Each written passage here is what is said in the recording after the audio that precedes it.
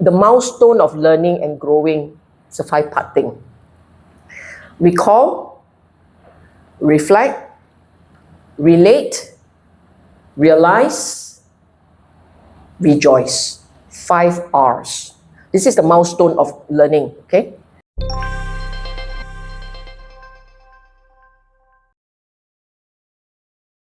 Good morning, everyone. Good morning.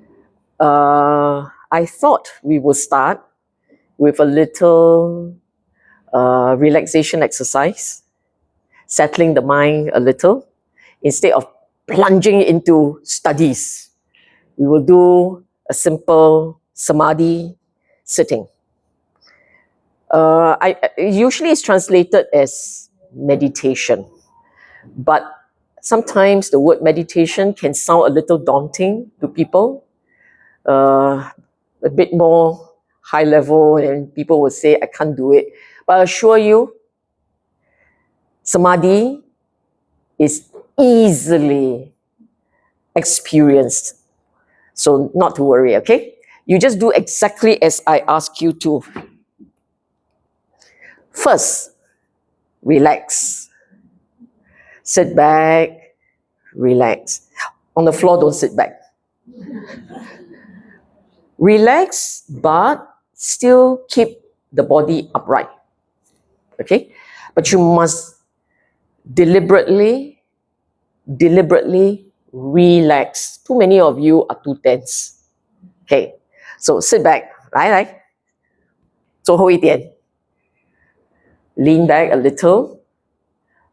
Now you close your eyes. Do exactly as I ask you to. We'll do about 10 minutes of this. Okay? Okay, close your eyes. Feel comfortable. I want you to settle your body. Breathe in deep. Deep breath in. Breathe out slowly.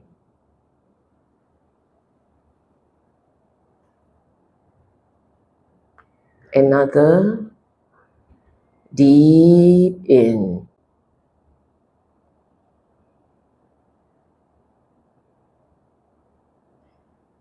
Breathe out slowly.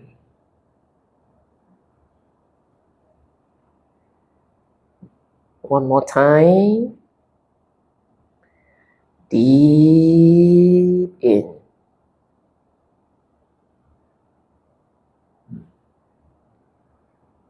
Now you breathe out slowly.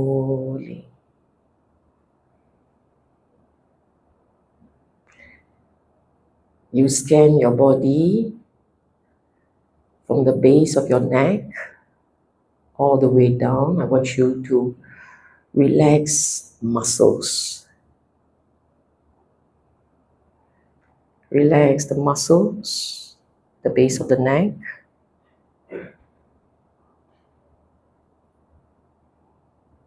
Relax the muscles at your shoulders.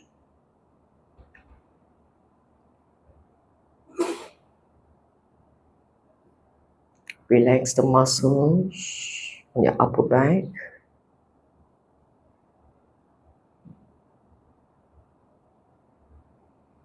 If there is any tightness, you will tell the muscles to relax. Enjoy the sitting. Enjoy the body. Body feels comfortable.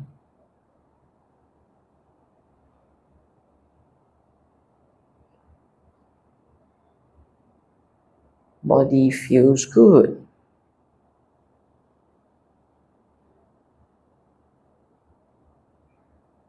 You feel the body. Feel it, feel the body.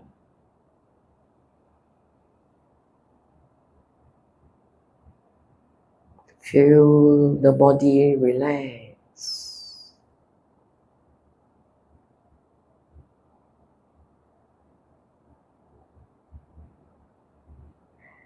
Enjoy this body. Relax. You're still tense, some of you.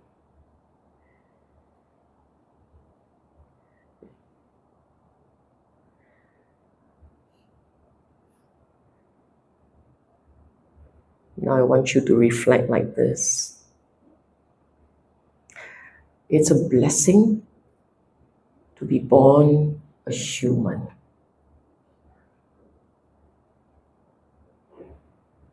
Because I'm born a human, I have a chance to grow in the Dhamma.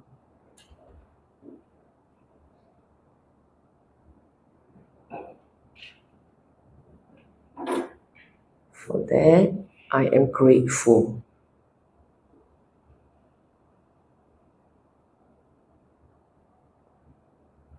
I am deeply grateful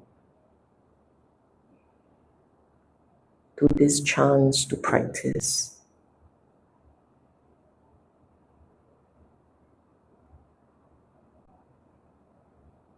I am also grateful to the Buddha left behind this beautiful Dhamma,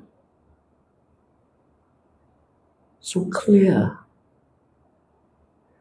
Dhamma so clear.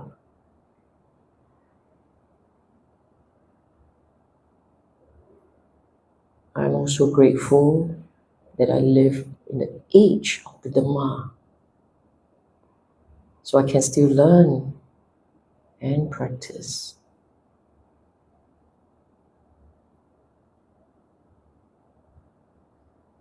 And finally, I'm grateful that I live in the age of the true Sangha.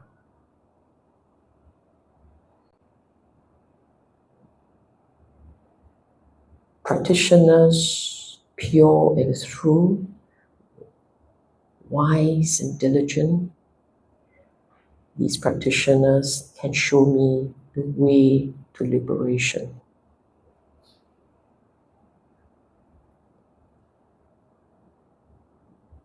Reflecting so, I feel joy, profound gratitude.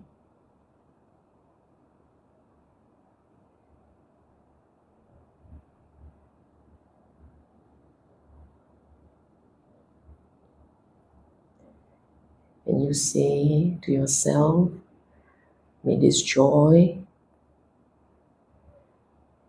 be the condition, be the cause and condition for my further development.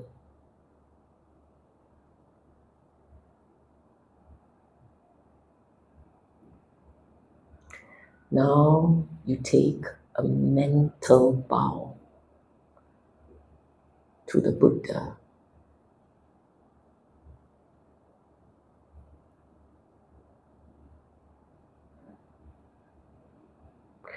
And we will slowly ease out of this short sitting. Ease out. So you slowly take a deep breath to wake the mind and body up. Just deepen your breathing. Then you slowly open your eyes. Okay, everyone. 起来了，起来了.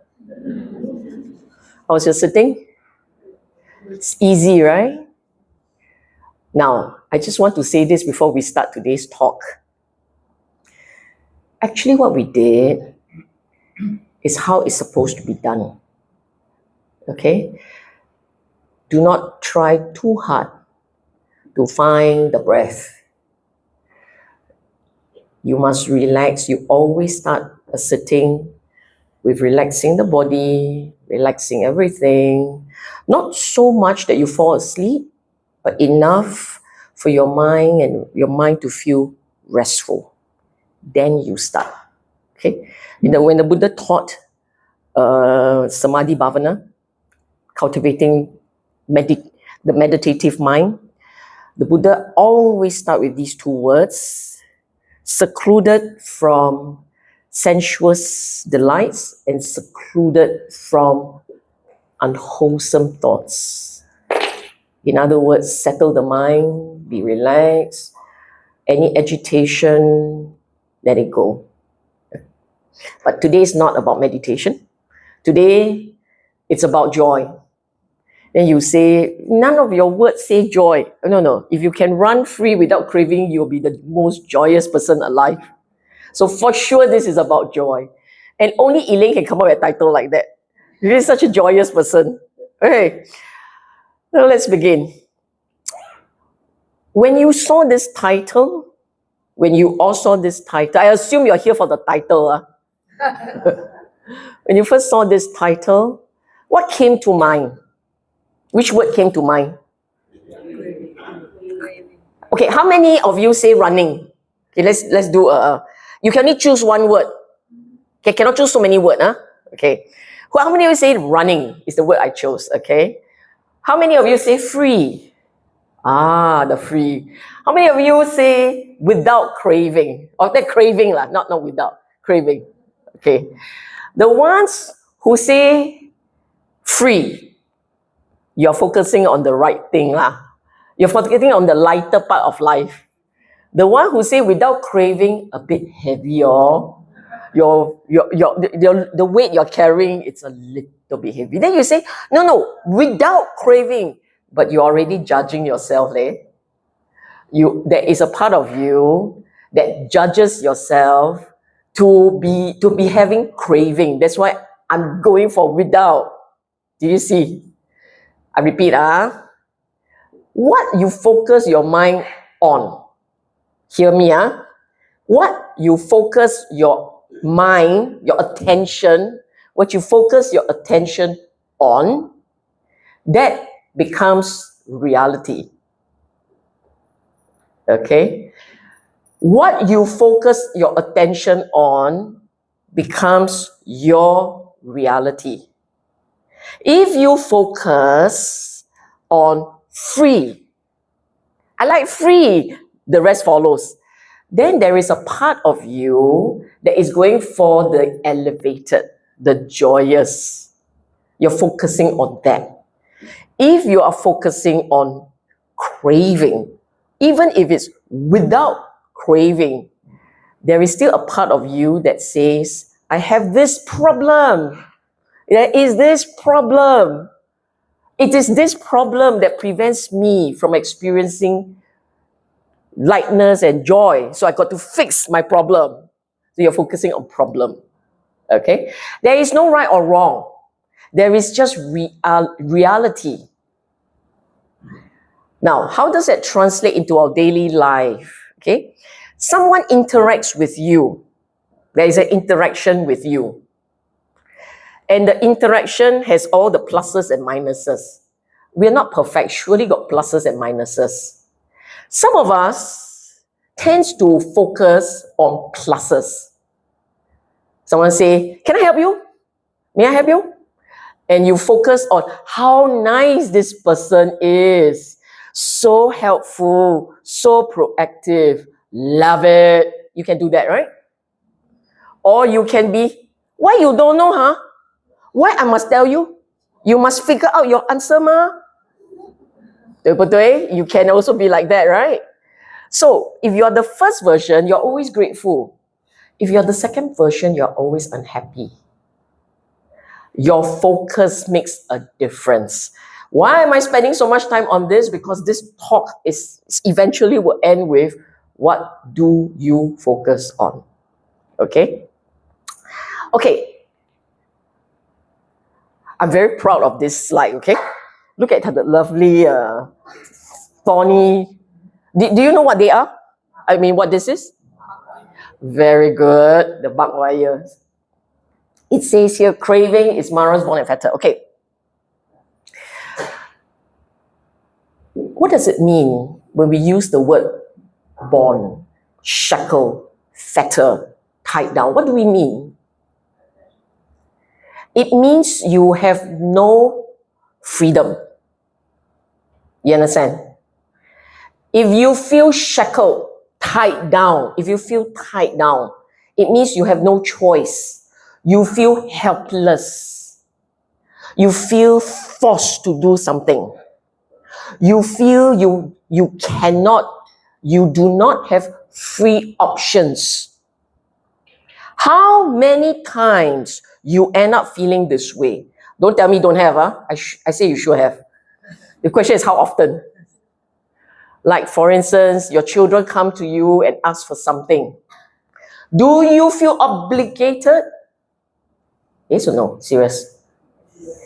I'm pretty sure there are humans here. Yes, right? If people around you ask for something, or what about this? You're at work. You want to go home to be with your family. You want to, but you have obligations. The boss comes along and I need this tomorrow. Okay, many of us here retired, cannot remember this really. But the ones who are still working, okay, the ones retired, let's have a different story. Chinese New Year, how many of you say, I'm busy, I have no choice? Be honest. In front of Buddha, cannot Musa Wada. Okay, let's start again.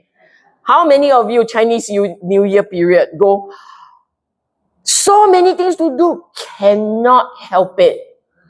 How many says that? I must clean house, I must pao ang pao, I must cook for family. How many of you say that? Cannot, don't have one, sure have. All this I have to, I cannot help it, I must do it. All these are your fetters. Okay? Because there is a part of you that say, I have no choice. So at any time, no need just Chinese New Year, at any time, you use this word, bo pian ah. Okay? Since you don't answer to me in English, I say in Hokkien. Oh, mo ban fat ah. I have no choice. I have to. I kena. All this implies bonds, fetters. Those are your fetters. Who tie you down? Are you in jail? You're not in jail. You're not under detention. Then how come you have no choice? What tied you down? Sorry? Obligations tie you down. But who set the obligation? Self. So who's the jailer? Self. Okay, yourself. Okay? But the real jailer, the real prison guard, is not self. It is craving. It is your sense of how people see you, how you see yourself, what you want to be, how you want to be. Okay, now I flip around.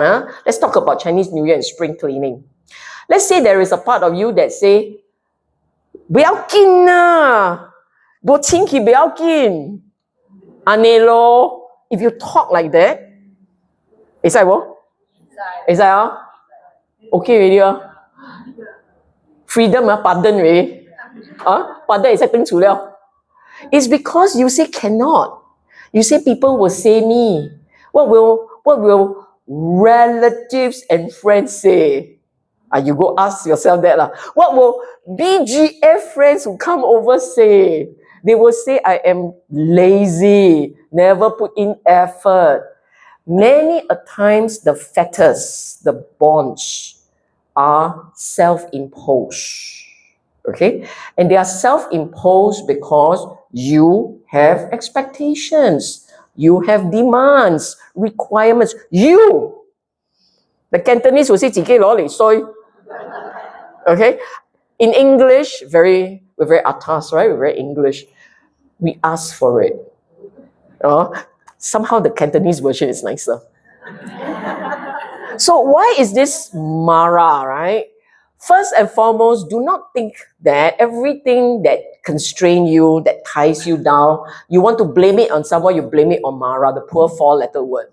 All right? It is not always It is not always an external force that locks you down. Very often, it is the internal checks, the internal demands that locks us down. So when I say craving is Mara's born, craving means I want something. It's a very nice word, atas word, craving, very nice word. Whether you call it attachment, desire, preferences, whatever word that you use, essentially in you, there is a wanting. As long as there is a wanting, that becomes a bond. That becomes a fetter. Do you understand? As long as there's something you want, as long as there is a wanting, that one thing becomes your prison. I want people to think well of me, voila, prison. I want to succeed in life. That becomes the force that drives you. Whatever you want becomes a constraint, a demand. Now, some of you, very thinking, critical thinking, would say, sister, then I want to practice Dhamma, becomes a constraint. It will. But there are what we call the good, beneficial constraints, and there are the bad, destructive constraints, not constraints, fetters. Okay? The bad ones are the ones that tie you down, and you will be buried, and you will come back again and again to relive that problem. Anything that ties you down and forces you to go through it again and again and again. So a regret is a bond, is a fetter, because you keep going round and round the problem. Anger, it's a problem. There is no solution. If you do not know how to break it, there's no solution. Your angry thoughts will drive you. You don't pretend to be such purists, huh? I'd say anger. I say worry, regret. All these are daily experiences. Yes or no? Yes. Our teacher here, yes or no? Yes. Yes, right? We all every day. Don't you worry? And we worry about the most ridiculous things. Oh, the sun coming in there. Wow, my furniture that will get bleached. I worry. This is the most ridiculous thing, right? Oh, rain come already. My parquet will flood. Worry. So we worry all. Okay, there's a lot of worry. My son hasn't come home yet. Worry. Okay, that one a little bit. I can understand. But parquet, I cannot understand. Okay? So worry is very tiring. It's it's a bondage. It's tie you down.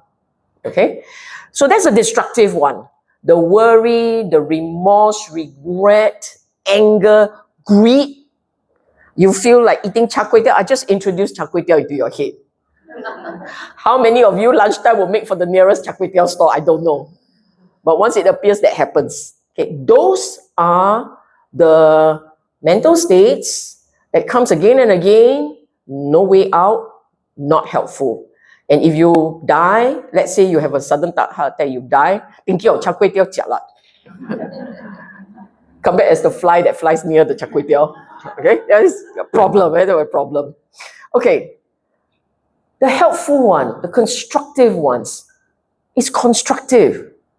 Why is there a fetter, a wanting, a craving that's constructive? In Pali, we use the word chanda, aspiration, wish. Now, if there is within you no desire to grow in the Dhamma, nothing will happen. Yes? English leh. If you have no desire to grow in the Dhamma, can you make progress? No. Nothing will happen. But because you want to progress in Dhamma, you just make aspiration. As long as I have not realized I want to return to the Dhamma, that's your desire. Okay? That is considered constructive and helpful and beneficial because whatever prompts you to move must start with a desire. That particular one keeps you in a space that is wholesome. And this wholesomeness can lead you to grow. And when you have grown, at some point, the desire will dissipate. Okay? So the desire for the Dhamma, naturally, when you begin to understand Dhamma, and you begin to understand desire, their nature, it will start to dissipate. So from this desire to learn and grow in the Dhamma, from that desire comes enlightenment. When it happens, the desire fades, no more. Do you understand? In other words, if you go towards something beneficial, even though the start point has one thing, eventually that one thing will evaporate. As you understand, as you grow, that one thing evaporates. So when you want something wholesome and pure like Dhamma, it will lead to a good outcome. It will lead to Mara leaving you, taking holiday, but this holiday they never come back. Okay, Mara doesn't come back. You understand?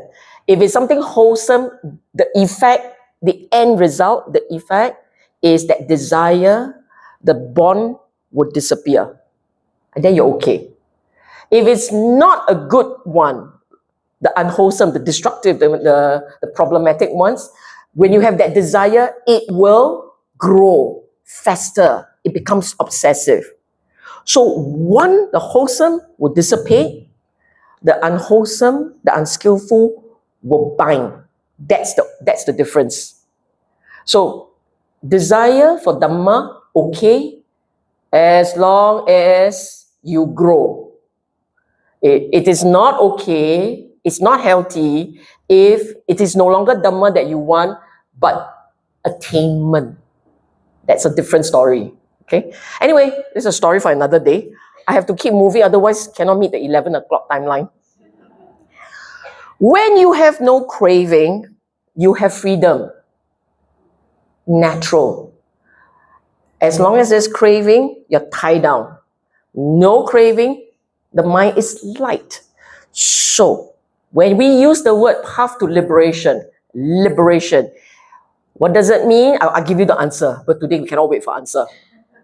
Path to liberation means liberated from desires, liberated from defilements. We equate defilements with desires with defilement. Desire, the typical type, the greed, the wanting, the preferences, the desire, we equate that with no liberation.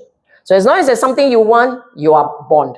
You can break free from that bond, the desire, then you're free. I stop here. Okay, everyone?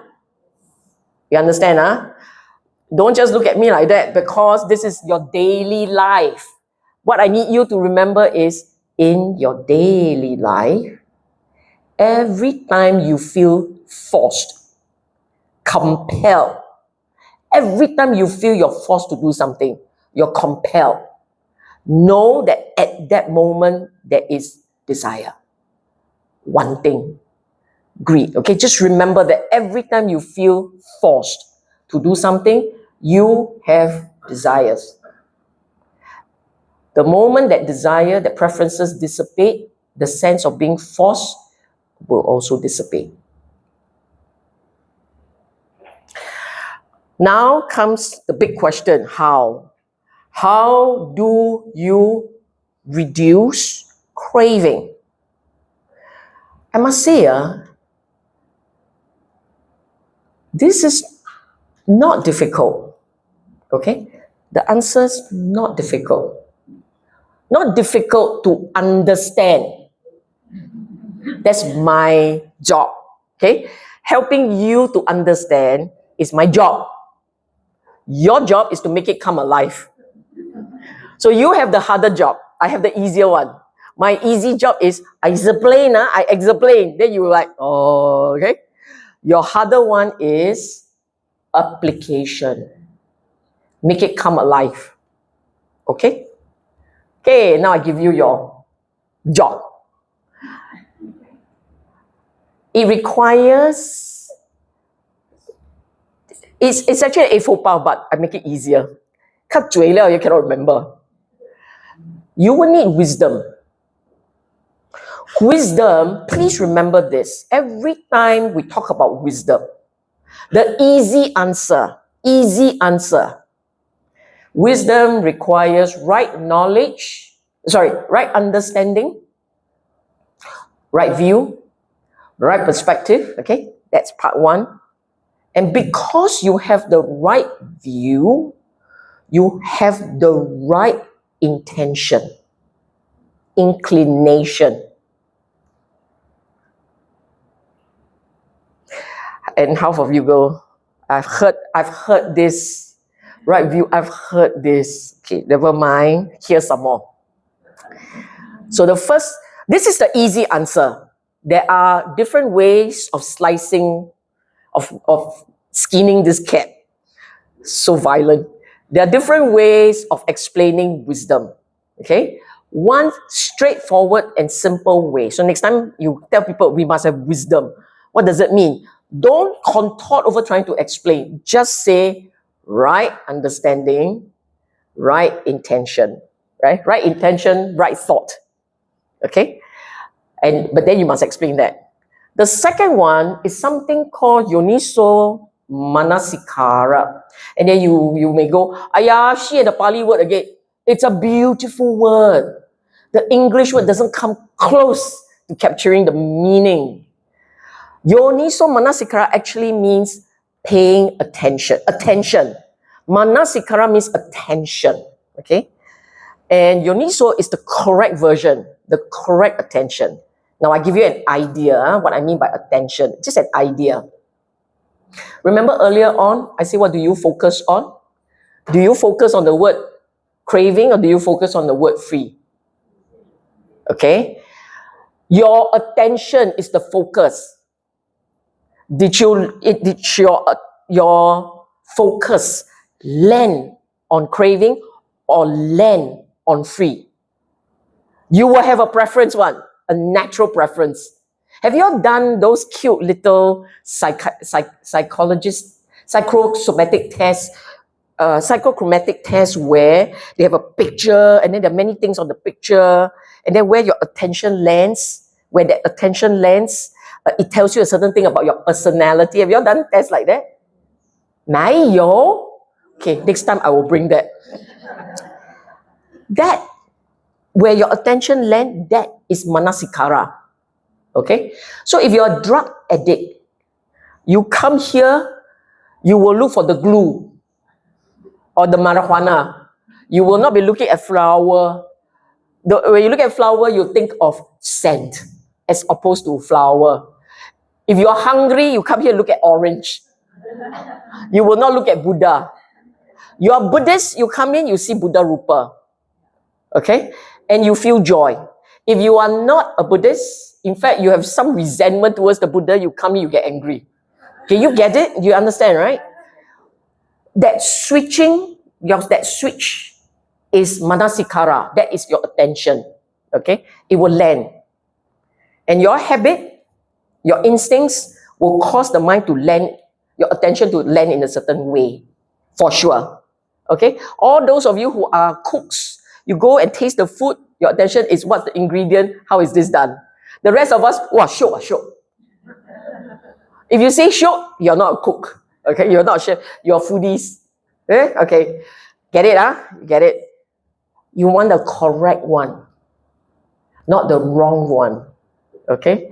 And for most of us, without understanding, without practice, our attention always land wrong. Your attention will land on anger. Someone does something you don't like, automatically you focus on mistakes. You are a serious practitioner, you focus on compassion. You focus on forgiveness. Depending on how good what kind of practitioner are you? Do you understand? So this is important. This Manasikara is extremely important. For those of you who have gone for retreats, after retreats, and then you come back and tell me, I still like that, leh. I go for retreat, I'm the happiest bird. I come out, a very angry bird. Why like that? Because you never learn Yoniso Manasikara properly. You're focusing on the wrong thing. You come back to society, you revert to habits. Then like that, lor, who to blame? Oh yeah, my teacher not good enough. No! You focus on the wrong attention. My teacher not good enough, it's the wrong attention, okay? And effort is extremely powerful as part of the practitioner practice. I will go into detail now. After all the drama, see my beautiful dog, aren't you proud of it? Then you say, yee, blur, blur. I think I must go have my eyes checked. No, it's deliberately blur. Because when you get caught up, it's very blur, very fuzzy, okay? Okay, correct? Usually, when we look at the word right understanding, samadhi, ditti, right perspective, we automatically they'll say 4 noble truths, of which the 4th one is the Eightfold Path. Okay, I can see straight away the unattentiveness start to come in, like start to shake a bit, so you lose track. Now I make it relevant to you. In everything that we do in life, everything, you have a view, right?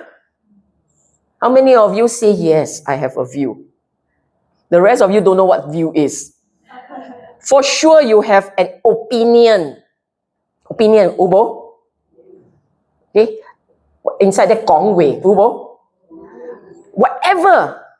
Whatever you do in life, very instinctively, you have an opinion. Then you say, opinion is this thing? Close enough. Okay? Your opinion has to sit on a perspective. I assume we are all Chinese here? Chinese, either full, 80%, 70%, Chinese, Chinese has certain instincts, yes? Then you don't know where I'm going, yes. We call it the Confucianist culture, right? Inside you has this view. In order to make progress in life, to grow in social standing, economic standing, we should do well at school. Yes? Yes or no? Yes. Wait, do you really believe that? Yes, older generation one, all believe that. We all agree, right? That's your view. You don't even think about it. So what, sister? So when you go out and you see children playing in school time, you will judge. How come not in school? Oh, family lazy. Parents don't care for them. Habits, these are instincts. Okay, these are instincts. Now, what does that mean for the Dhamma? How many of you will say this? To learn and grow in the Dhamma, I must learn Dhamma. Hands up. I must understand. And how many would say, I don't know enough because I don't learn? Honest. Okay, this is interactive. How many of you will say, I must learn? How many of you, okay, I know, some of you will say, no, sister, I think meditation more important. Okay, how many say meditation more important, right? How many of you say, I dare not answer in case I'm wrong? How many of you say, I like you very much, I like you very much. Okay. Now I ask you this. Even for meditation, right? Earlier on, I said, just remember there's a Kruta for this, and half of you like went in this way, went out that way. See me just condition. No! You must go to a teacher, follow the steps, find the breath, get the point. How many of you say like that? Clearly, that's not the correct answer because she's showing disdain for the answer. You all laugh. Our perspective as Buddhist, as Chinese, our perspective is we have to learn, get the knowledge right, get the understanding straight. Correct understanding means we can grow in the Dhamma. Yes and no. Yes and no. Yes, you must have the knowledge, but it must be of a version that is consistent with the Buddhist Dhamma. There are many versions. You can get it quite wrong. Okay?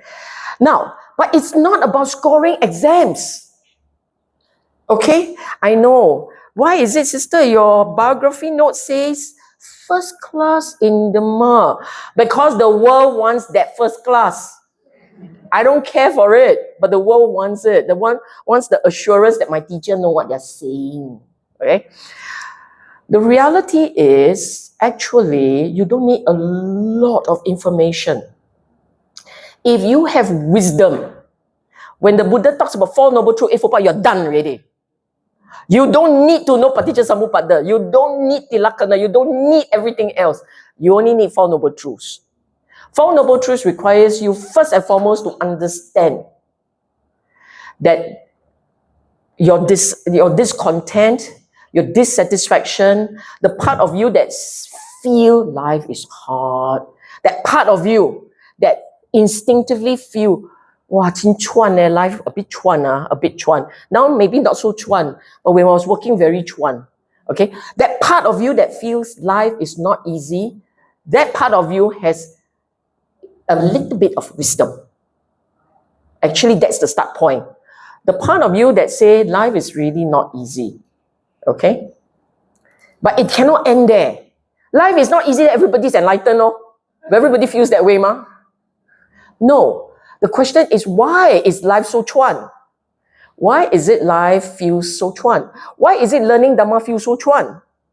Because of craving, the one thing, the little part of you, that little bit in you, a habit, the part that meow at you. I want this, I want that. I call it the whiner.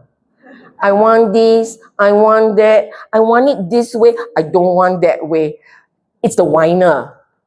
It's that fella that is making life chuan. Okay? For details, you have to attend other talk. This one got no time. Okay? But this is a perspective. This is a baseline instinct. It must go into you as an instinct. These two parts. Life is a bit chuan. It's chuan because of the whiner. This must be your baseline. This is the first and second noble truths. And so what's the solution? Don't whine so much. Third noble truth. Let the whiner settles. Okay? So if the fellas stop whining, you will immediately feel better. And the fourth noble truth, the whiner doesn't go away. You need a consistent habit of training to cause this whiner to stop whining and never to start again. Okay, not just to stop temporarily, stop for good. All these are the hard part. And this becomes a baseline understanding, base perspective, your instinct, your assumptions, your daily instincts. How many of you will say, I live my life making assumptions that starts with, there is the noble truth of dukkha? How many of you say, the Dhamma is your baseline? Some of us will. I'm pretty sure in here there are people who already have it, starting. But the old habits will come in fast. The moment something not happy happen, okay, something not happy, you straight away will recognize, you straight away will see, you straight away get agitated. The whiner is back. Every time you get agitated, the whiner is back. Just tell yourself that. You don't want to be a whine baby, you have to learn how to moderate the fella. Okay? So this wisdom is a baseline assumption. Your assumption. The assumption needs to change. As long as it doesn't change, you're still OU. Not the new version, not the evolving version. Okay, right thought. Right thought is a habit. I also have habit. These days they call it right intention. Okay. If your assumption is whiner is the cause of my agitation, stop whining. If that's your baseline instinct now, what do you think the first habit will be? Contentment and moderation, yes? That's renunciation. Typically, they translate it as letting go, but actually it means letting be. It means I accept. You want to use other English word, you can use the word I accept. If you accept, you stop whining, right? How many people continue to whine when they accept? So when you tell me, I'm okay one, I'm okay, but you are still whining. Okay? I okay one, you will stop saying. Every time you repeat broadcast, you are still not okay. If you are so okay, you're so easygoing, because okay means you're easygoing. You're relaxed, you're accepting. Okay? Will you get angry? You accept already, ma. What's there to be angry? But every time you don't accept, the ayah ayo will come up. Agree? Okay, no problem. Happy, move on. 对不对? It is only when I'm not okay, I quite big tick. But because my BGF friends are here, I cannot show my big tickness. So I cannot show my big tickness. I okay. But I tell you, I tell you, means no meta yet. You are still not forgiving, okay? You still big tick. Please, when you say musawada, no musawada, you first and foremost cannot musawada to yourself. I know, you usually say musawada means I cannot musawada to the world. But it starts with yourself. If you cannot tell the truth to yourself, how dare you presume that you can tell the truth to the world? You didn't get the facts right. Okay? So, now we repeat. I okay. I know picture. You know picture. Will you be mean? Will you, at part of you, go and stab the fella? Every time you do number 3, it means number 2 and 1 are there. Okay? I'm telling you that. On the one hand, you can see them as separate. There are 3 different mental states. But on the other, they are related. They are linked. If you are forgiving and accepting, that's number 1. You will be friendly and okay. You're fine. You're happy. You're lighthearted. In a state of lightheartedness and kindness, and friendliness, you will not be mean. That's the 3rd one. The Pali word is avihimsa, no cruelty. Literal meaning, avihimsa, no cruelty. But half of you, very Haolian, will say, I'm not a cruel person. But your words can be not nice. Yeah, lor, you want to do lor. You talk like that, right? Oh, I love this crowd. You got empathy, can understand my tone, right? So there will be a part of you say, is that me being forgiving and accepting? No, I'm being self-righteous. Okay, I'm being self-righteous. I'm better than you. I let you do what you want. But inside here is I see you die. Okay? Now, okay, I exaggerate. Buddhists cannot panatipata, right? So I exaggerate a bit. But you watch your own mind. Okay, you watch your own mind. It never came out, but it's there. This is not just about what's out there. It's called right intention, right thought. Upstream. It's upstream. It's here. It hasn't come out here yet. It's all here. So over here can be all kinds of cruel thoughts, cruel habits. Do I see you die. Tio liao.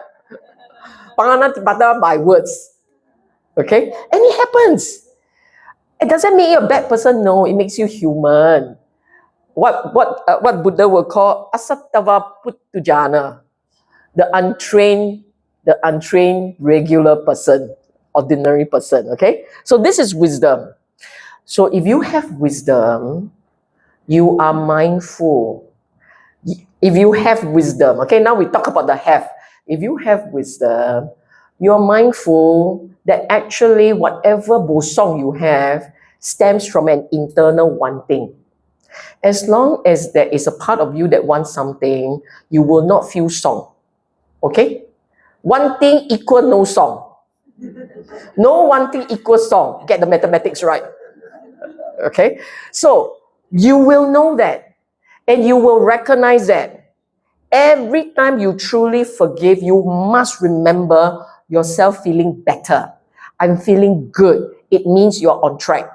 I repeat, you don't feel good? Then you tell yourself, I must be accepting. I must have moderation. I train myself to be content. You will feel better. When you feel better, straight away you feel good. Remember feeling good. Anyone who tells you you must let the feeling good go, don't know what they are saying. Okay? The practice is not like that. You must feel, you feel good, you tell yourself, because it's a guidance to you. You're not feeling good to be Hao Lian. You're feeling good because it's training. It is guidance to you. As the Buddha said, there are some kind of feeling good. It's okay. You can continue. Like the jhanic joy. Continue. It's good for you. Okay? And when you feel good, you feel okay, you say, okay, on track, on track. Remember, otherwise you will forget the noble truths. This is living in the noble truths. Every time you get agitated, you say, it's okay, forgive. You remember this part.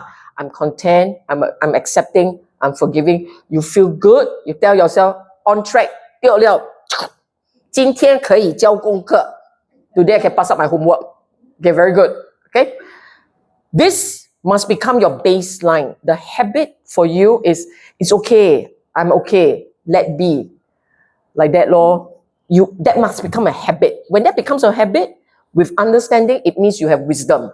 Your wisdom is growing. Okay? If you cannot accept and you find yourself, every time you think of an issue, the bosong comes back, it means you haven't forgiven, you are not living in the noble truths. Okay? Noble truths is gong ya. It's called gong only. No action, gong only. Okay? NATO version, no action, talk only. Continuing, I have to continue because there's some good stuff coming up. Wise reflection. You think about this. This is called paying attention, right? You're putting attention. There is the putting it right and this is putting it wrong. Translation by Bhikkhu Bodhi now. When I use Bhikkhu Bodhi, it's a bit harder to understand, but it's okay. I can do Bhikkhu Bodhi speak very well. Okay, when one attends carelessly, ayoniso. So Pali is very easy. Everything that is the opposite, put an A in front. Okay, so, except for dukkha, but yoniso is wise, proper.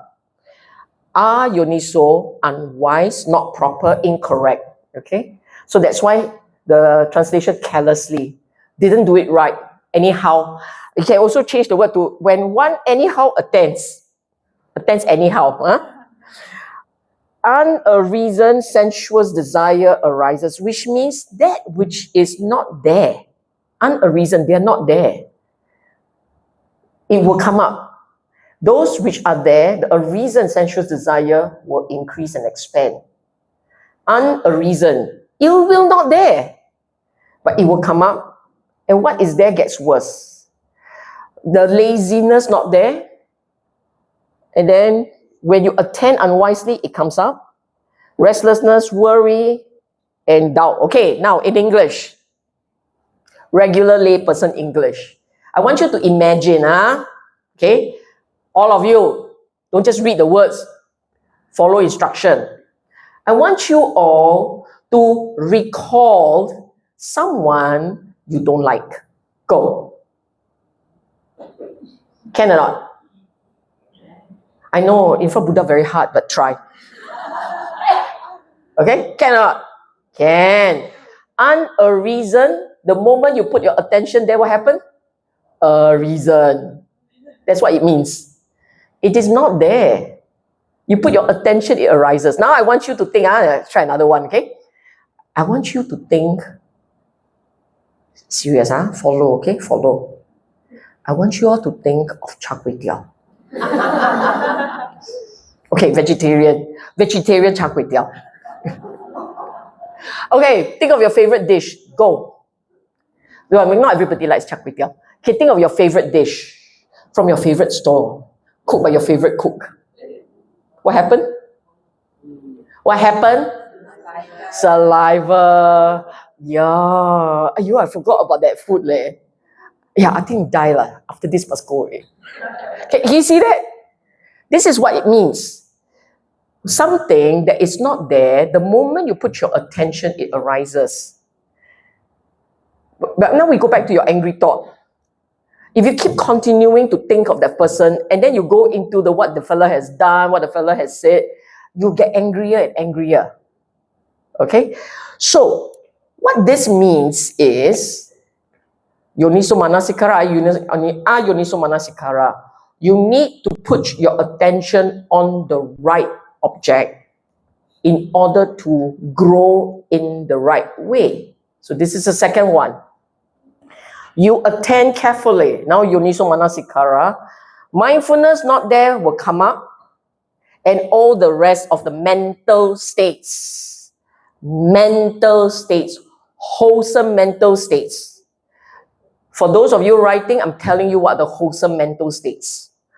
Here, the Buddha is using the 7 factors of enlightenment. Okay? But there are others. For this gathering, I would advise you the following. Faith. Every time you get angry, you remember the Buddha.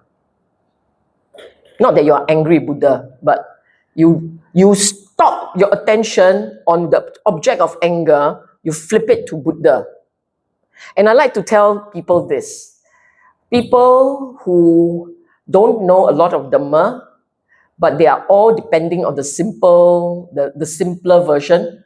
Like I just pray, Amitabha, Amitabha, Amitabha, Omitofo, Omitofo, or Guan Yin or whatever, right? I just focus on that. Correct. And usually I tell people like this. If you consider yourself a disciple of the Buddha, you want to xiasui your teacher? Continue be angry, you xiasui your teacher.我是拜观音的，观音 like you You so angry, always scolding people. Guan Yin come also run away. Guan Yin take one look and go, oh, jialat this one. And Guan Yin has migrated. No, Guan Yin very forgiving. Then why you not forgiving? If you say that this is your teacher and this is your role model, the teacher better be a role model, not just a statue you put on the table. Okay, it's your role model. So when we are chanting the Buddha's qualities, you chant his qualities. Not the Buddha has a beautiful face. The Buddha has lovely hair. No, it's not about physical form. It's about he's a great teacher of gods and men.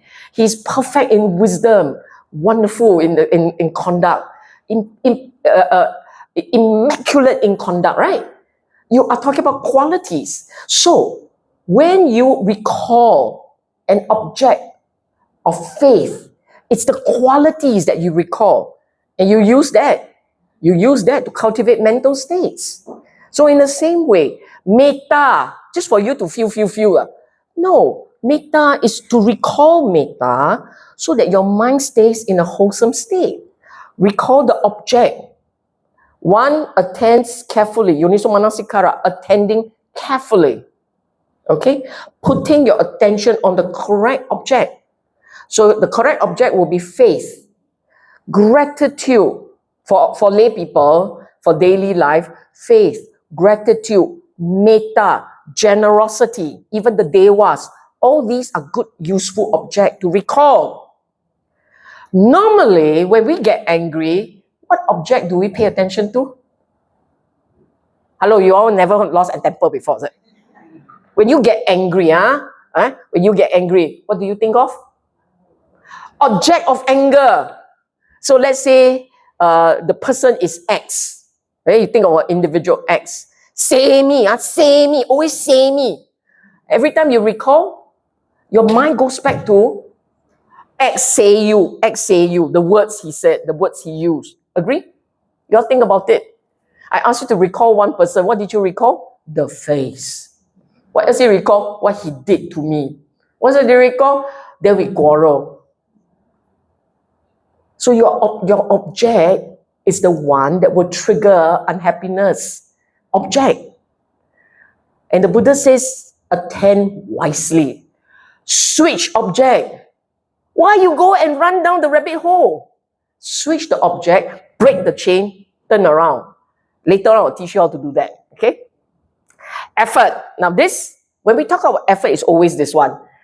Prevent the unwholesome from arising. Abandon the unwholesome which is there. Cultivate the wholesome which is not there. Expand the wholesome which is there. Sometimes, in order to help people remember, the word pack, P-A-C-K, prevent, abandon, cultivate, and keep. Okay? Pack is used. I use it in the more pure translation. So, expand, proliferate, grow the wholesome. What does this tell you? Intent is to act on the mind, effort to keep the mind space pure. What this say is actually in your regular daily life, you want to keep the mind wholesome. Keep the mind wholesome. We tend to focus on prevent and abandon. But pack has 4 parts. It ends with proliferating the wholesome. So actually, you want to be a happy person, you be a joyous person, your mind needs to stay on the wholesome. Okay? Don't have the time just be watchman, security guard, jaga, right? Malay we call jaga. Your mind so low standard, just do jaga work. No, the mind must do wholesome work, the uplifting work. Okay, the work that leads to you walking around like you're floating on air, right? Happy, not don't be unhappy, not like that. Okay, keep it wholesome. Why number 3? Because you need the 3 to work together. Right. What's the first one again? No, sorry. The first of the three steps. Wisdom. The second one? Wise attention, wise reflection. The third one? Right effort. These 3 must come together in order for us to be able to moderate and reduce craving. Because I understand what I'm doing, I train my mind to focus on the right object, and in daily life, I train my mind to be wholesome. You can do these 3, your craving as a natural state will start to reduce, start to diminish. Okay? It's actually part of Eightfold Path. Eightfold Path is the whole thing. And there are many frames that the Buddha used. You come from my Samadhi Vihara retreat, you will learn the frames. It's like advertisement. Oh no, it's not that I need advertisement, but it is good to have some of it. Okay, now we're going to deal, finally we're going to talk about 5 methods that the Buddha taught. Buddha taught these 5 methods to wire your thoughts properly. In other words, when we use skillful effort, remember the previous one was this one, right? Effort, right? You're using this to wire your thoughts. Now, how many of you have heard of the word, are familiar with neuroscience, and you have heard of the words neurons? Neurons, wiring the neurons. Neurons that fire together, wire together. Very important. I find that neuroscience has really explained the Buddha's Dhamma in scientific language. Okay? The Buddha's Dhamma, for the longest time, the world had difficulty appreciating and understanding. But in the age of neuroscience, the Dhamma really comes alive because now there is the language, the words for it. Basically, our daily experiences, our day-to-day, point-to-point experiences is the result of all these neurons firing. How the neurons fire, you will have an experience. Okay? And the Buddha, for the longest time, again, no vocabulary. For a long time, there's no useful vocabulary to explain what he was trying to say. But in our age, the vocabulary has come in, the words have come in. Okay? For the longest time, he kept telling us to rewire the way we think, the way we see the world. Okay? I'm using neuroscience words to talk about right view. Right view is actually wiring it correctly. Wire your perspective correctly. Okay? That's right view. Because our habit is formed through years of living and reacting.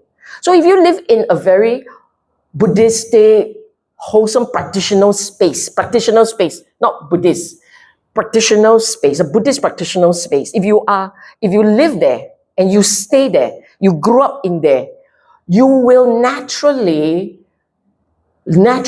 instinctively lean towards moderation, contentment, acceptance. If you live in the regular Chinese household, invariably you'll be competitive. To beat the next fella, very competitive. Okay? We don't know it, but the Chinese are master at dukkha. Because we're so competitive, right? Gain some more, win some more, beat the next fella. You come back with 98, the fella say, why not 100? This kind of pattern, you are generating dukkha, maha dukkha ryasacha. Okay? It's just like that. It's a choice. But the wiring is already, the damage is done. And when you come to the Dhamma, you're still very competitive. You what jhana? 7 jhana? It's kind of nonsense will appear. Okay? Okay. So, what did the Buddha say? The first method, he calls it change. No, sorry, he didn't call it. I call it. The word in black is from me. The blue one is from the Buddha. Changing narratives, changing the way you talk in your head to yourself. So when a bhikkhu is giving attention to some sign, owing to that arises akusala, and akusala is connected with desire, hate, and delusion. He should give attention to some other sign that is kusala.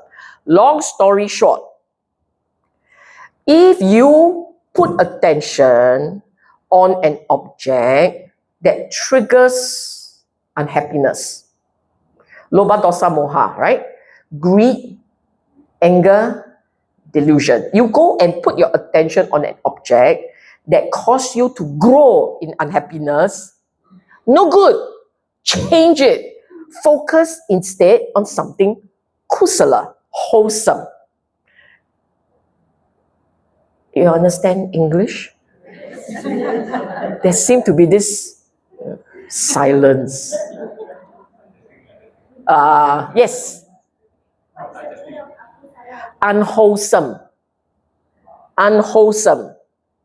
Learn this beautiful word. Wholesome, kusala. Unwholesome, akusala. There are other explanations. I think I keep things simple. Okay? Wholesome, unwholesome. When your mind is focused on something unwholesome, that something unwholesome invariably will sit on greed, anger, delusion. That's what he means. Anything that triggers you to be unhappy, that is within there, the greed, anger, delusion. Invariably. Okay? And he's saying, when you find your mind doing that, you should switch the mind to something wholesome. Okay, now, Practice, practical. Because I give you theory, you will go off and you will forget. Now we do something practical. I want you to think of your significant other if you are married. Think. Okay? If you're not married, think of your sibling or think of a parent. Anyone, just think. I want you to recall the person. In my make a cut. I don't want you to like, hello, my teacher asked you to come. Just recall, remember this person. Okay? Everybody has a person in mind? All have? Okay. I want you to think of the most annoying thing about this person. Hey, it's very easy for you, right? Significant other live with you for so long, sure. So please don't think of your teacher because you feel very bad thinking of the bad. Think of the person whom parent is good, spouse is great. Okay? No parent, no spouse. You don't think of children. You are too colored. Sibling. Okay? Then when you think of that person, I want you to think of not the part that you don't really like about the person. Done already? All done? So fast, y'all. You're done already? Now I want you to think of something you really appreciate and admire about that person. Okay? How do you feel? Like that lah. Like that. Like that. This is actually what it means. Every time your mind, because our mind habitually will pick up the unwholesome, the mistake, the problem. Habitual. Why? Because we are asatava putujana. Okay, worldling, ordinary people reacting to habit and instincts. It's because we are like that. Our mind instinctively will lean towards critical. Okay? And why does the mind do that? Apart from the fact that we are like that, we're very ordinary, is because our programming, we have program. You think you're very Haolian, you're a program. You are a biological robot, a biological version. Okay? 你会生,你会死,会病,会老, can grow old, can die. But nevertheless, you are biological robot. Okay? And this biological robot is programmed for survival. What kills you is not the happy thing. What kills you is the unhappy one. What will kill you is the weather, the fire, an evil man, a not nice person. That's the one that can kill you, right? It will cause you to die. The dangers around you, some of which is life-threatening. It's either human or nature or animal. One of those things. Okay? What kills you is not the good, the kindness, the gentleness, the love. That's not what kills you. What kills you is the hate, the greed. What causes you to lose position is the greed. Okay? So our mind has been sensitized to look for danger. And therefore, very instinctively, we will pay attention to what can kill us, what can hurt us. So we are programmed to be critical, to be not nice. You want to kill me? I kill you first. Not nice. Okay? Very instinctive. And it takes training, it takes understanding, it takes training for you not to fall back to habits. So that is why, even with the people we love, we focus on the mistakes. We focus on what's not nice about them. Was it easier to think of their mistakes? Was it a little bit harder to think of their good? If that's what happened to you at that point, it means your practice needs servicing. Okay? Because we are still falling back on habit. If I say think of the thing that's not nice, you wait, haven't think finish yet. Then I say, very good, your practice very good. Because you keep looking for the wholesome, you keep showing appreciation. So good, so great. You keep doing that. The result is, you think of the bad, it's very hard. Okay, very hard. Now I want you all to think of the monk or the nun who helped you make a difference to your practice. Think of a fella, right? Wow, straight away the happy one comes up. Now I think back. It becomes hard because with this person, with this teacher, you have always focused on the wholesome. a bit difficult to think of the unwholesome. 明白吗? So it's habit. Now, do not do second way, must do first way, the first one. If something unpleasant happens, it means your akusala is up, your unwholesome is up. It's something, you must focus on the wholesome. That's what it means. Just as a skilled carpenter, knock out, remove, extract something that's coarse and replace with something fine. Okay, that's point one. The first one. Can do? My mother also can do. You all must be able to do it. I taught her this. And she memorized, Mom, what's the first one? Change narrative. Oh, very good. Okay, now the second one. This one is actually to build your otapa, your fear, your moral fear. Okay? Now, what it means is, okay, you know, the words are there. You all can go and examine later. I'm teaching you how to remember this. The second one essentially is when your mind leans towards unwholesome and you get angry, you tell yourself, this way of thinking will give you problem over time. Bad for you. The danger is to you. Bad for you. Bad to think poorly and badly of people. Bad to have this anger. Bad to be this resentful. Bad to be this jealous. For you. The danger is for you. You think about it. Okay? And I'm sharing this with you because this is how my mother trained herself. You get angry, you get stroke. Bad for me. But it works, right? You want to blow up. So she says, don't want to get so angry. You understand what I'm saying? My sister even cuter. Don't get angry. Bad for the face. My next line became ugly. I told them the story of Malika. So when we have certain behavior, and those behavior we say is problematic for me in the long run, then tell yourself, train a habit. If this happens, it's going to lead to this outcome. I don't want this outcome. Considering the danger of paying attention to akusala. You pay attention to anger, the danger of doing that. Okay? So what are some of the problems? Become ugly, blow a vessel. What else? End up in hell. Become animal. Quite a lot. Anything else? Nobody will like me. I will alienate people around me. I become the number one most unpopular fella. Oh, my mother has this really lovely one. Lao nang mai chua nang lo. I'm a Teochew. What does it mean? When you're old already, don't cause people to dislike you. Chua nang lo. Cause people to dislike you. Good one, right?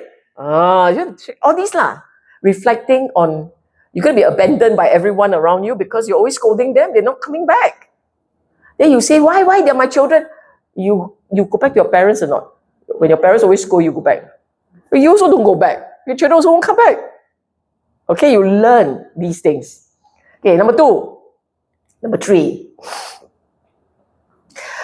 The Buddha said, don't pay attention means you cut off and make straight. The moment it comes out, you stop. 明白吗? Okay. I'm asking very serious. Can you stop reading the words? Look at me.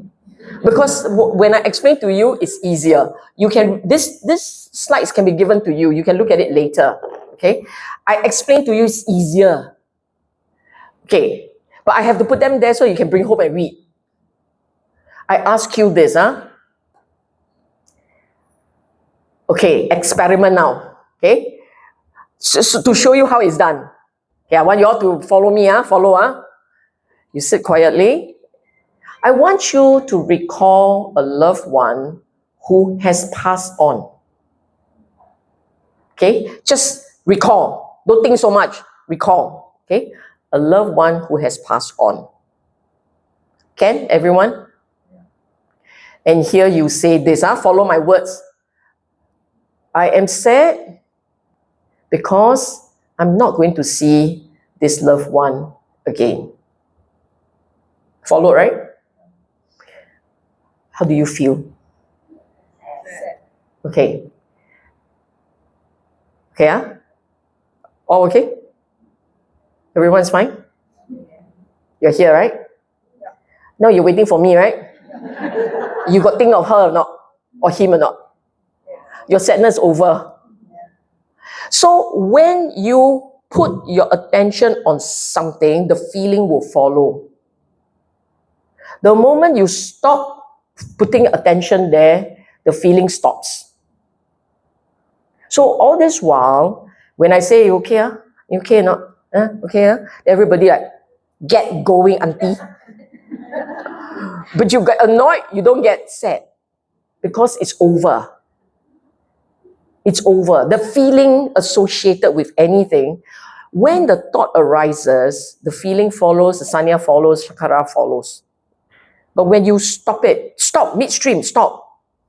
Whatever sensation stops. Yes or no? Yes.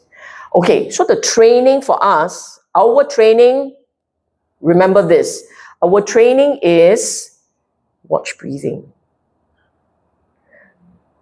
Okay, so you think the person you love, life is over, you're sad, you stop thinking, you go and watch your breathing.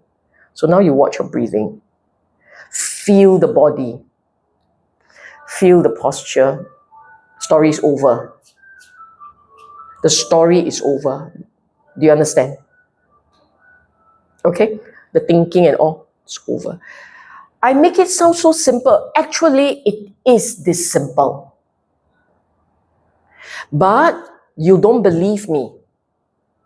You hear me, I take you through the exercise, you got, makes sense. But there is a part of you that doesn't believe because you think you know your mind better. You're special snowflake, you know your mind better. Okay? But no, all minds the same. All brain as a human's the same. They have the same pattern of behavior. That's why the Buddha can teach you how to handle it. Okay? Your faith not strong enough. Why? Because you haven't seen how it works effectively. So you don't believe me. But yes, it is like that. You stop thinking, you literally stop. Don't talk anymore. Then, whatever object that catch you, over. Earlier on, you thought of someone, you're supposed to think of someone you love, and you're angry about something, then anger arises. Then I say, think of something positive, displace. But it also means the anger stops, the thought stops. The moment you stop thinking, it stops. Everything just stops. Literally. Okay? And this is life. This is how the brain works. And this one basically is stop. Literally cut, mid-object, cut.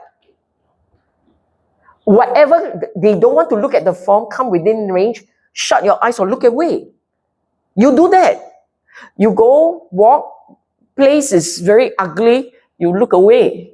It's the same. You look away from the thought. You stop it. Okay? Okay, So first one is what? Change narrative. Second one is? Reflect on the danger. The third one is? Stop. Mane zui wei. Stop. Okay?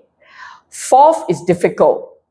Unless you are a practitioner, meditator.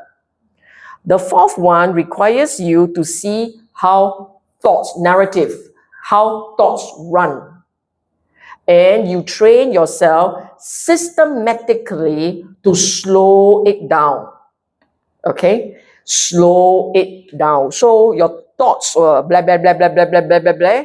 When you realize that this is what you're doing, your mind is talking, you literally will go, enough. Don't get so excited. Relax. Talk less. Slow down.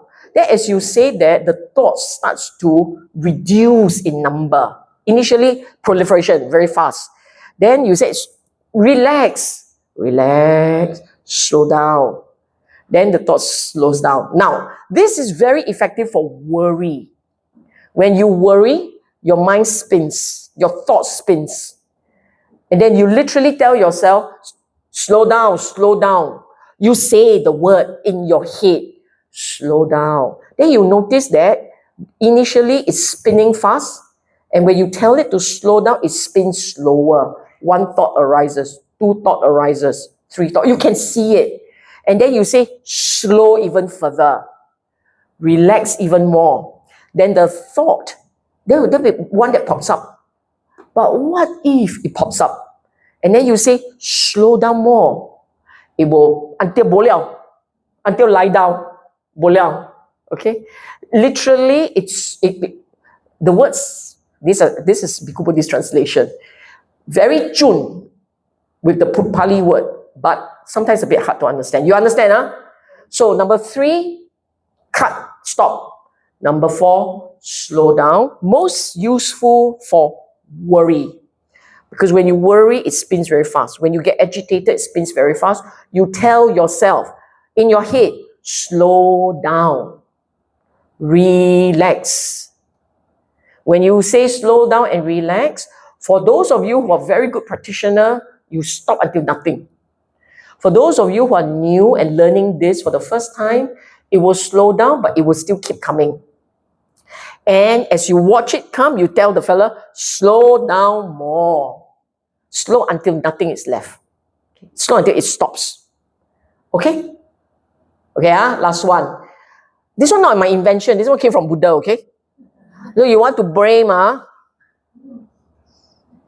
so Ruda. Number 5. Number 5 is when all else fails. Okay, still cannot. Then this one. This one I call nge lai. Alright, this is the nge lai version, you see. That is still akusala. Alright. The teeth clench, the tongue press, he should beat down, constrain, and crash. Nge lai, right? It sounds very nge lai. But those words that he used, they are deliberate. They are deliberate. So, teeth clench, tongue press is deliberate. You purse your lip. When you do that, what are you focusing attention on? You try. Tongue press against the tip of your mouth, the roof of your mouth. Teeth clench. What are you focusing attention on? 不是 mouth. You must be as it is, right? You push your tongue against the roof of the mouth. And you bite down, tighten clench the teeth. What are you focusing on? The experience, right? Are you doing what I asked you to do or not? What do you feel? You feel the roof of your mouth. You feel the tightness here, right? So your mind goes away from the thought to the physical. 对不对? Then you can make sound also, although he didn't say. So when you do that, you hold in place like that. Beating down mind for mind, you just hold it in place. So you're focusing here. You cut thought. Then what's the difference between this one and that one? That one is just stop. But look, you're still on and on, right? So now you go physical. Use the physical sensation to hold the mind in place. Get it? So 5 methods. And all these comes from a sutta, MN20, the removing of distracting thoughts. This black segment, I love it very much, becomes steady internally. Now, I'm going to read the words to you. You tell me whether you understand. Okay? The mind becomes steady internally, quieted, brought to singleness, and concentrated. I use the word focus. The bhikkhu is then called a master of the causes of thoughts. He will think whatever thought he wishes to think. He will not think any thought that he does not wish to think.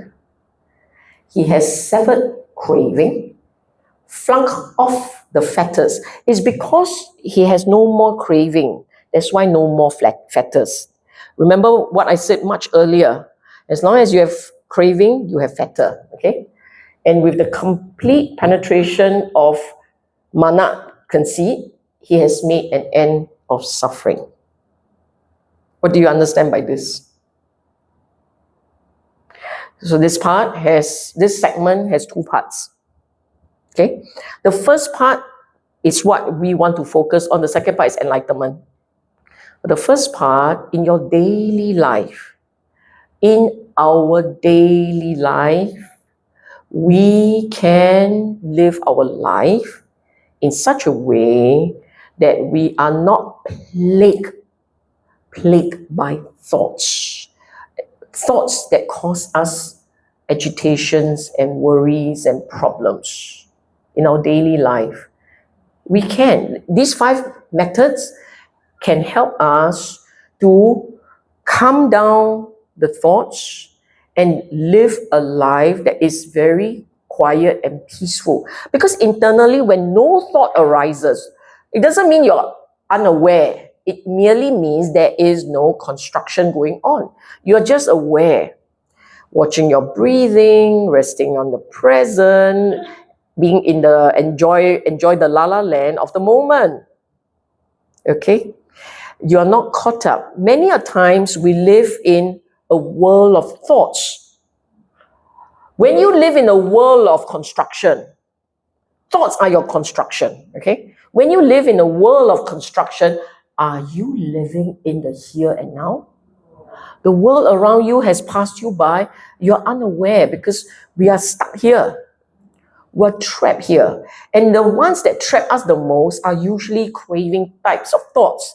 The unskillful, unwholesome. These are the ones that trap us. You don't believe me? You look at your thoughts. At any one time, right, suddenly there is mindfulness. Suddenly you're aware. You got to look at what's going on. And the odds are doing something, planning something, chasing something. All these doing, chasing, planning, all these are mind-made. They are mind-made. They're all here. There's no reality out here. It's just here, constructed again and again. And we live in this constructed world most of the time. That's why the Buddha said, if you live with mindlessness, you are like dead. You're as good as dead because it's all mind-made. It is nothing here, nothing real. It doesn't mean you're wholesome or unwholesome. You can be very wholesome making a way. No, afterward I'm going to make this cake, then I'm going to share with all these people, and they're all going to be so happy with me. Cake's not born yet. People are not happy yet, but you're already happy. Okay, next week we're all going to do dana together, okay? 11 o'clock, Lion is going to come, then we're all going to have fellowship, all going to sing together, then we all la together. I don't know whether the Mongsai lie already, but here it's here and it's already dancing up here, and then we are very happy and we are rejoicing in fellowship, which is not there yet. Do you understand? And most of the time, that's who we are. We live in a mind-made world. If you can get out of that mind-made world and come out here and experience this life, all you have is just breathing. Okay? All you have. If you are not mind-making away and you just sit out here and you watch the world, peaceful or not? Did you know that? It's very, very peaceful to just sit back, relax, nothing to do, and just watch the world. Very peaceful. But then what is causing the agitation? It's mind-made. It's all mind-made. Okay? Actually, I already hit concluding note. As in, I was already talking about how the regular person lives in a mind-made world. Habits of this world. And if you have wholesome habits, skillful habits. So what do I mean by skillful, wholesome habits? Let's say, okay? Let's see whether I'm describing you. Let's say you are a very committed, disciplined, skillful Buddhist practitioner. Okay? And you conscientiously, deliberately cultivate right mindfulness. You're doing that. Okay? And so your daily life, you are very aware of passing time, movement, things arising, but you don't hold on to it. Okay, let's say you're like that. Then things happen around you. You will pay attention when it happens. Then once it is over, for you, it's over. You don't go and examine it. This life, peaceful or not? Is it your life yet? Not yet. Now, I'm going to describe a slightly different life. I have duties, I have responsibilities, I must earn a living, I must look after my family, I must cook. Then, your family very jialat, now I must wash. And I put away the plates because if not, the ants will come. No, maybe not the ants, but the problems will start. We have to do all these things. Then we go to bed. I have very hard to fall asleep. I must go eat my okay, maybe not pills. I must hard to fall asleep because so hard to detox. You know what I'm going to do? I'm going to watch TV, right? I'm going to read. I'm going to watch TV. I'm going to enjoy myself a bit because it's very rare to have me time. Then after we finish ready, the next morning start all over again. 6 o'clock wake up. Then must rush for work. Must change. Get the kids ready for school. Then why you all so late? Rainy day some more. Then today got meeting. I don't know what time. No. Does that sound familiar? But you do realize that in the second version, not only is there activities out there, but a lot of it is planned in here. We're planning the days ahead before we even live the day. You notice that? So you got double whammy, lor. Whammy when you're planning, then whammy we are going through, then we must revise our plan because we plan already, it doesn't work out properly. So we must revise our plan. Then we keep having to react. Painful or not? This is the mind-made world that a lot of us get ourselves into. We are trapped in a mind-made world. This is what the Buddha meant by a mind-made world. You heard of the expression, right? Mind is the forerunner of all realities. Okay?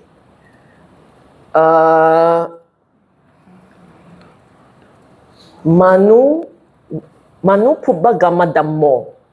Mano Seta Mano Maya. First Dhammapada verse. Mind is the forerunner. Pupagama, forerunner. Dhammo. So usually the word Dhammo they translate as states. But Dhammo is also realities. Mind is forerunner of all realities. Your reality is all made here. It's all experienced here.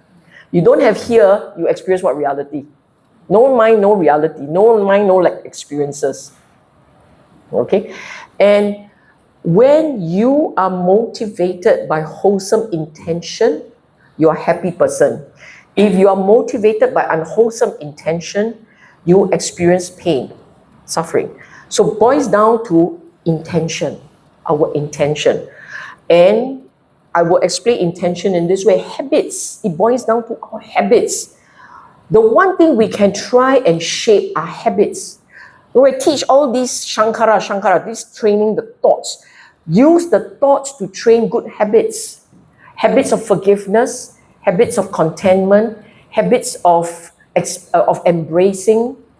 Train habits of accepting. You can do that, you're a happy person.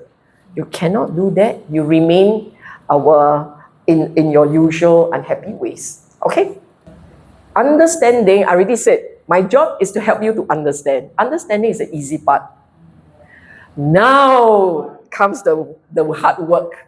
I'm going to end with 5, the milestone of learning and growing. It's a 5-part thing. Recall, reflect, relate, realize, rejoice. 5 R's. This is the milestone of learning, okay? Recall whatever, this talk, you have fun. Wonderful, wonderful, right? You cannot remember, it's irrelevant. I know I said a lot, so they recorded, there will be plenty. If you can recall little bits of it, then it becomes relevant to you. You cannot recall nothing and it works. Okay, it's over. Buddha calls it lap sutta. Lap faith. You get up, the thing all drop off, no more. Lap dhamma, okay? When you get up, all drop off, no more. Okay? That's recall. Reflect is, after I remember, I must think about what it means. I must think about what does it mean? Why is it like that? I think about, okay? Recall, reflect. Then, you went, I can see, so let's say in your daily life, you say, oh, what she explained that day, as I can recall it, and I can now relate to what's happening now, I apply. Right now, here and now, I see the correlation. Okay? That's relating it. And then you have what I call an aha moment. Oh, so that's what it means, eh? So desu ka. Okay? That's what it means. You're very happy, right? You be happy. So the last one is rejoice. You're happy. I got it. It's sweet. I got it. So recall, reflect, relate, realize. So you see that dot connected. Rejoice. This is what I will call the natural root of a Dhamma experience. Dhamma experience. If your Dhamma experience has none of the above except rejoice, something is off. You rejoice in what? What happened? Okay? You cannot recall, you cannot reflect properly. You cannot reflect properly how to relate. You cannot relate what's there to connect. Where's the realization? Realize what? Kakilaya. Self-service DIY. You think what? Dhamma is IKEA. It is not, this is the Buddha's method. Okay? It's beautiful. And when you rejoice, you will, now the 6R, remember. You don't rejoice, you cannot remember what you have gone through. Okay?